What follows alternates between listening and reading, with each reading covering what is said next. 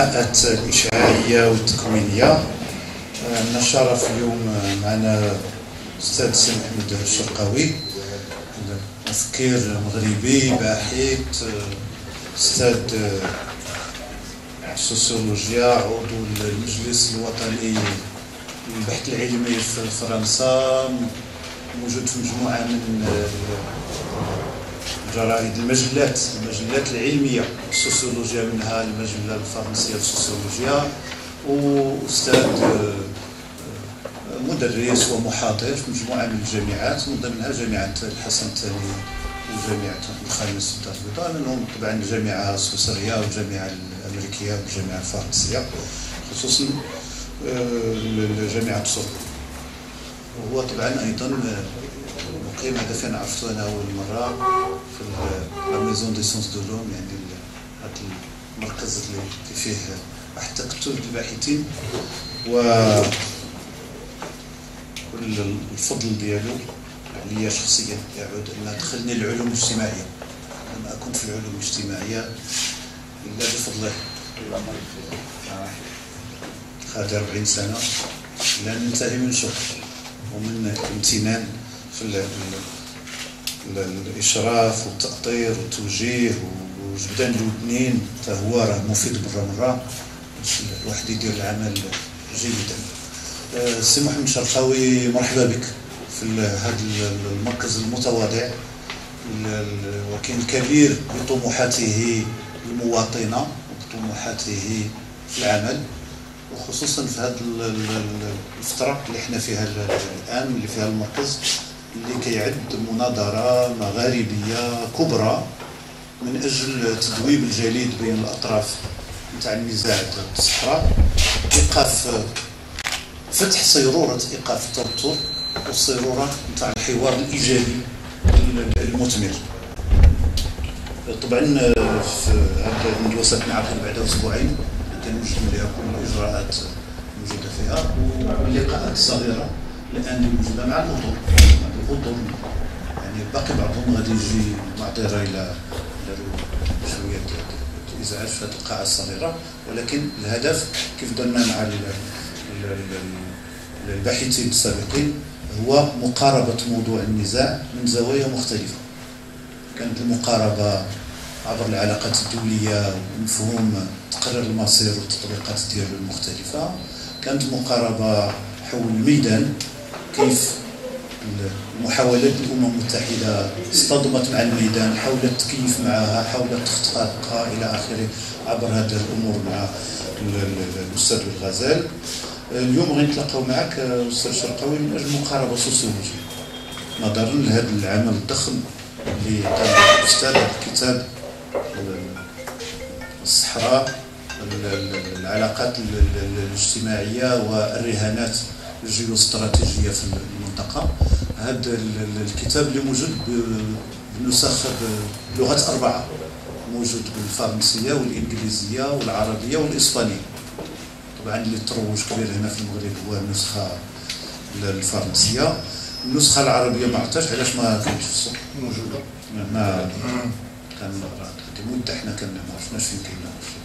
سمعنا بان خداوها السفارات والامور هما اللي خداو العدد، ولكن ما كايناش الطلبات ديال هذا. موجود منهم جوج اللي كيقلبوا على هذه النسخة هذه. عرفت بان دارت ترجمة جيدة، دار عبد الرحيم صريول. إذا باش ندخلوا لنا ما غنهضرش بزاف، حسن الحوار ان الاطر اللي عندنا تعتصر الذاكره ديالك، لا من الناحيه المنهجيه العمل ديالك، ولكن خصوصا من ناحيه الادوات النتائج السوسيولوجيه في المنطقه لمعالجه النزاع. هذا النقطه اللي الاطر الموجوده هنا باغيه تحاور فيها معك. فلذلك ما غنطولش، تقديم ماشي طويل كثير اللي يمكن من احسن من الحوار اكثر من عرض طويل اكاديمي في هذا. نديرو معك في مرحله اخرى، لان بغينا نمشيو بمستوى الحوار الحي المباشر. السيدي محمد، مرحبا بك مره اخرى. شكرا. والكلمه لك باللغه اللي بغيتي، ما كاين مشكل. اول شيء غادي نشكرك الاخوان مع الأسف لغتي العربية شوية ضعيفة، إذا نتكلم الفرنسية أو الإنجليزية بغيتو، ولكن أعتقد الفرنسية هي اللغة التي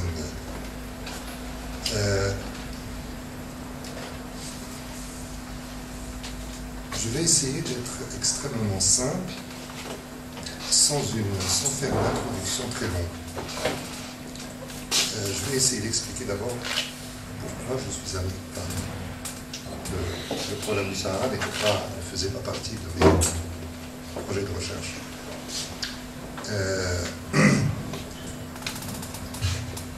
En fait, lorsque on m'a demandé d'assurer un cours de DES de méthodologie des sciences sociales à Rabat en 1985, parce que le prince héritier était étudiant, et on m'a dit, ben, écoutez, il faut absolument venir donner un cours. Je n'ai pas de problème, je suis venu et j'ai donné un cours pendant un an. Et durant ce cours, on m'a posé énormément de questions, et notamment des questions sur les problèmes de géostratégie qui intéressent le Maroc. Et puis j'ai complètement oublié ce sujet jusqu'à en 2004, un ami m'a dit, mais écoute, tu n'as jamais travaillé sur le Maroc, il faut absolument que tu nous donnes un aperçu sur comment tu vois le problème de ça. Alors évidemment, beaucoup de choses ont été écrites sur le Sahara de 1975, limite en moins, de 1975 à 2004, au moment où on a commencé cette recherche. Et surtout, ce qui m'a le plus étonné, c'est que toutes les études et tous les travaux qui ont été faits portaient sur l'aspect uniquement juridique. Bon, je ne rentre pas dans les aspects juridiques parce que vous les connaissez tous, et la seule chose que je peux dire, c'est que quand vous lisez, je suis désolé de le dire, mais lorsque vous lisez les plaidoiries devant la Cour internationale de la Haye, à la fois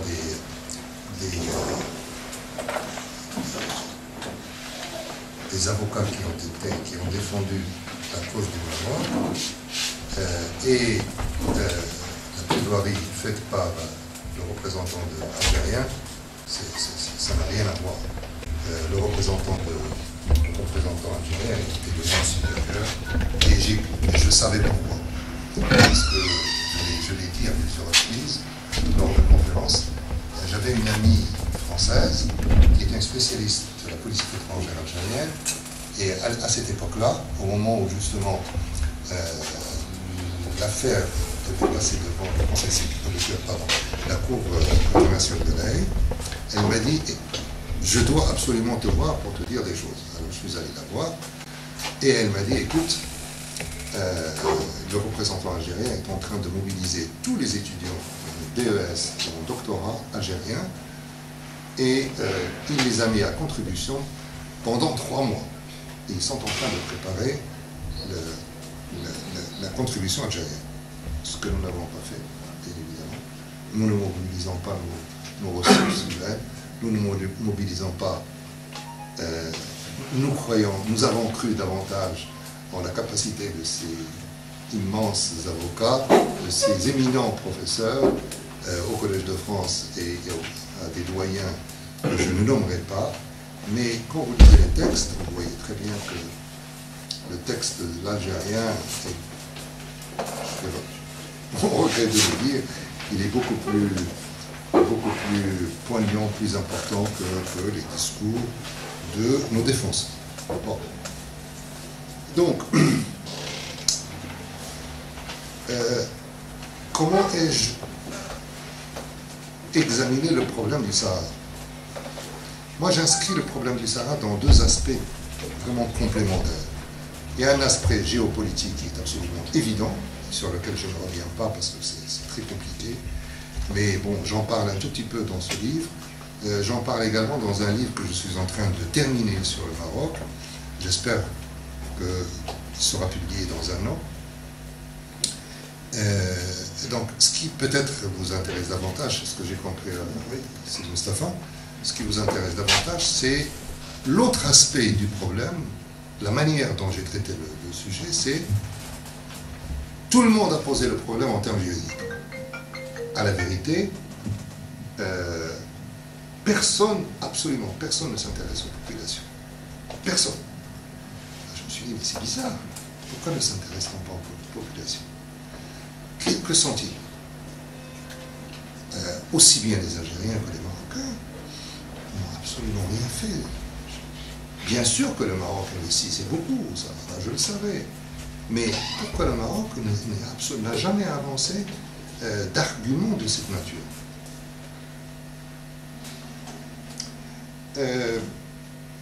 Et donc, je me suis dit, ce serait très intéressant de poser la question très simple, qui est celle de savoir, est-ce que véritablement les Sahraouis sont avec le Maroc? Ils sont, les Marocains prétendent que ce sont des Marocains depuis toujours, et surtout depuis la récupération des provinces sahariennes.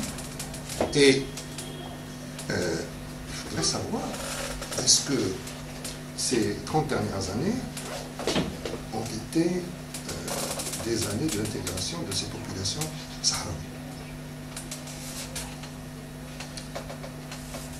Voilà comment j'ai élaboré le plus clair de cet ouvrage. Lorsque je me suis posé la question de l'intégration, bien évidemment, la notion d'intégration c'est un concept sociologique extrêmement clair, précis, qui a des dimensions absolument claires. Ce n'est pas nouveau pour nous. Pratiquement depuis le commencement de la fin du XIXe siècle de la sociologie scientifique, la notion d'intégration, vous la trouverez aussi bien chez les classiques comme Durkheim ou Weber, tout le monde en parle, tout le monde sait ce que c'est. Donc, il fallait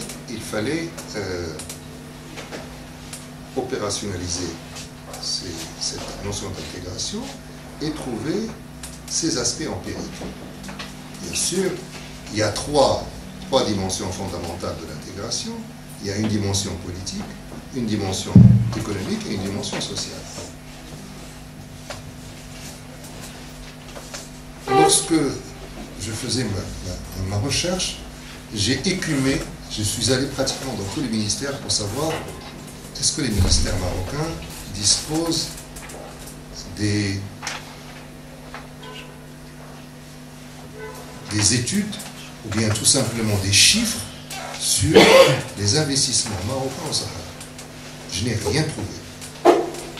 On m'a dit, allez voir l'agence marocaine de développement des provinces du Sud. Je suis allé voir l'agence. À l'époque, le directeur de l'agence, c'était M. Haji, Ahmed. Il m'a dit, écoutez, je suis désolé, moi je n'ai strictement rien. Je lui ai dit, mais comment travaillez-vous? Il m'a dit, bon, on travaille au petit bonheur, la chance, on essaie de faire des choses. Et je lui ai dit, mais vous n'avez absolument. Il m'a dit, allez demander à n'importe qui dans mon agence, il n'y a rien. Et il m'a dit, oui, mais ça serait très intéressant si vous pouviez nous aider à élaborer une base de données, économiques. Je dis, pas de problème. Bon, on va laisser ça parce que c'était un peu douloureux. Tout ça, c'est du bavardage. Personne ne s'intéresse absolument à elle. Donc, voilà les aspects économiques. Bon, bien sûr, j'avais également d'autres données économiques.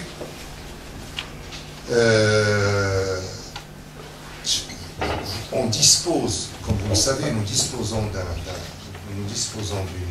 d'une institution marocaine absolument remarquable, qui est le Haut Commissariat au Plan. Or, le Haut Commissariat au Plan, depuis qu'il s'occupe des recensements, et notamment depuis, je crois que le premier recensement marocain en Sahara date de 1982, donc depuis 1982, on dispose de tout, vraiment sur toute la population. Et bien évidemment, bon, je me suis adressé à son haut commissaire, Sylvie, qui est un de vos proches, ou qui fut un de vos proches. Bon, l'émir était adorable, il m'a ouvert toutes les portes, il m'a tout donné, il m'a dit, pour la cause nationale, je suis absolument prêt à te donner tout ce que tu veux. Donc, j'ai pu obtenir toutes les données de tous les recensements depuis 1992 jusqu'en 2004, y compris le recensement de 2004 qui était on est en train de faire, de le réaliser, mais on me donnait également les résultats.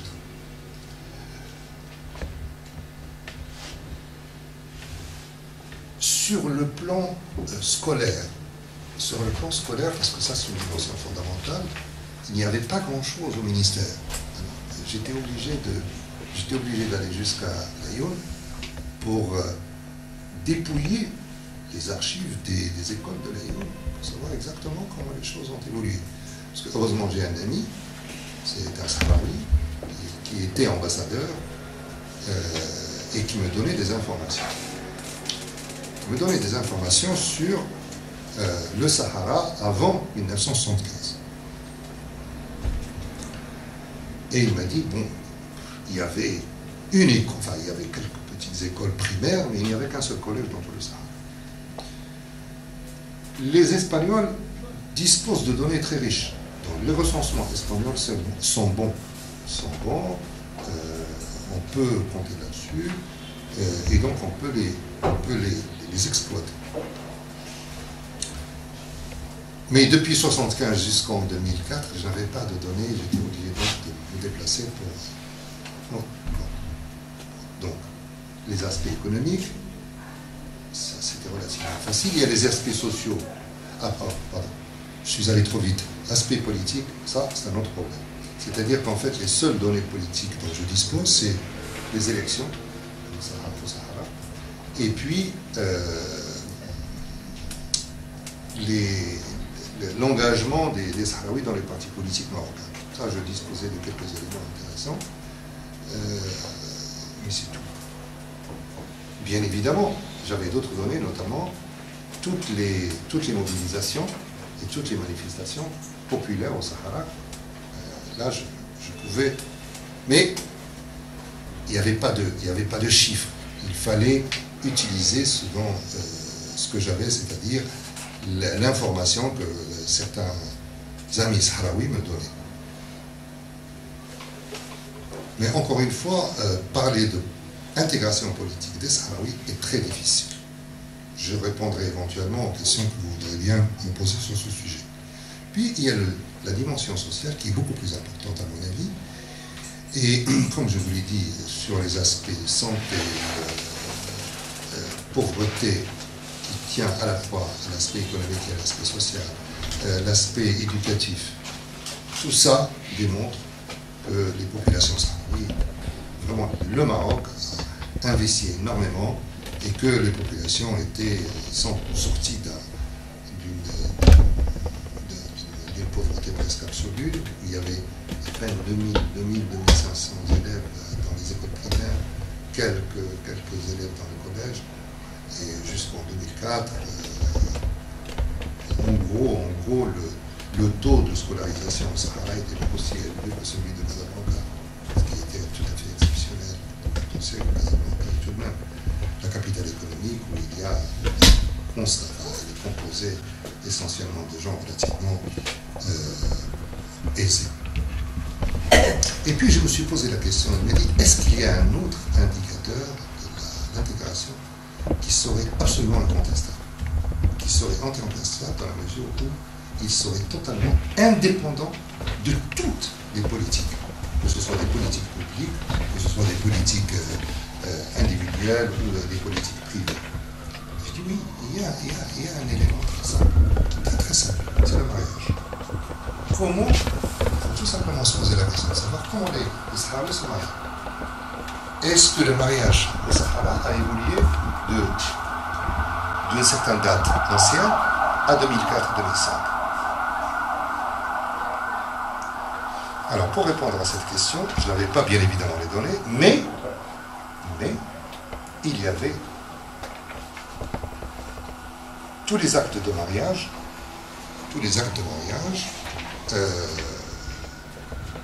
qui existaient dans les tribunaux.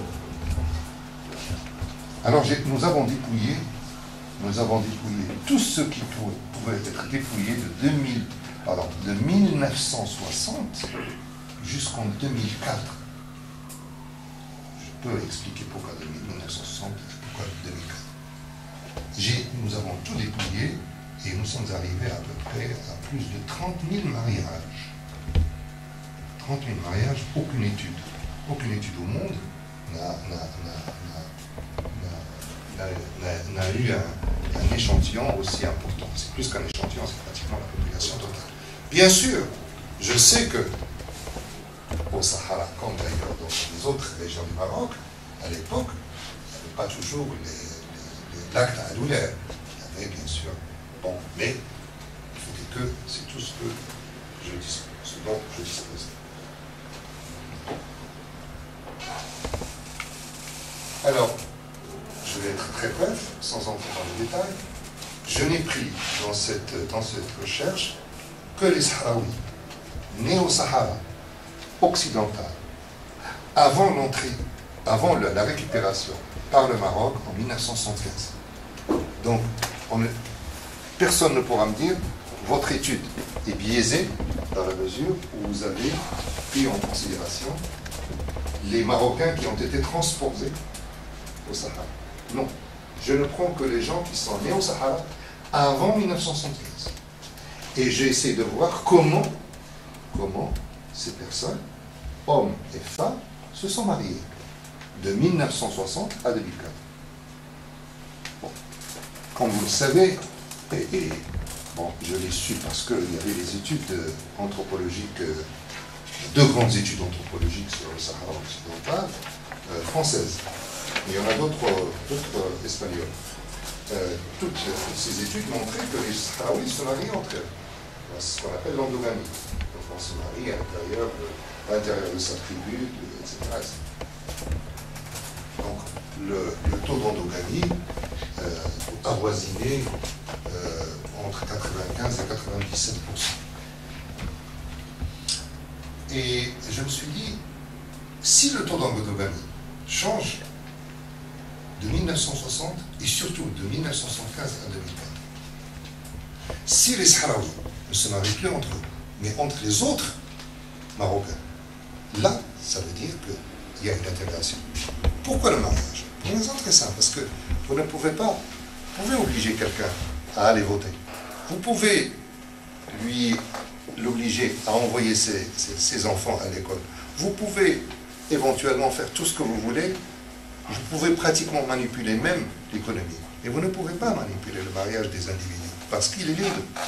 Parce que quelqu'un qui décide de se marier, un homme qui décide de se marier avec une femme, c'est parce qu'il le veut. C'est pas parce que l'État marocain, ou bien le Polisario, ou bien l'État algérien, ou je ne sais qui, on l'oblige à se marier. Donc, c'est un acte libre, individuel. Et si c'est un acte libre, individuel, il évolue avec le temps. Et s'il évolue dans le sens d'une intégration plus grande des populations sahraouies avec le reste de la population marocaine, ça veut dire, tout simplement, qu'il y a une intégration relativement forte. Et effectivement, je suis allé le plus loin possible dans l'histoire.